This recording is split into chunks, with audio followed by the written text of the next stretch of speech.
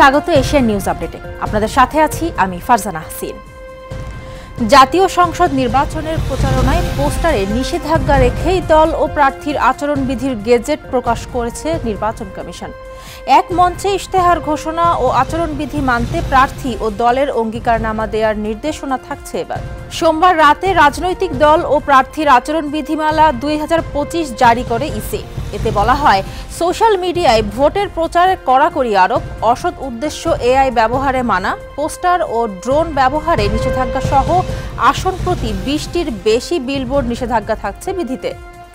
আচরণবিধি লঙ্ঘনে সর্বোচ্চ 6 মাসের কারাদণ্ড ও 1.5 লাখ টাকা জরিমানা এবং দলের জন্য 1.5 লাখ টাকা অর্থদণ্ডের বিধান রাখা হয়েছে।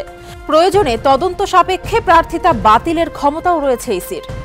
জুলাই জাতীয় সনদ বাস্তবায়নে সাংবিধানিক আদেশ জারি ও নভেম্বর মাসেই গণভোট আয়োজন সহ 5 দফা দাবিতে বাংলাদেশ জামায়াতে ইসলামী সহ 8 দলের সমাবেশ আজ দুপুর 2টায় রাজধানীর পল্টন মোড়ে আন্দোলনরত দলগুলোর পক্ষ থেকে এক বিশাল সমাবেশ অনুষ্ঠিত হবার কথা রয়েছে।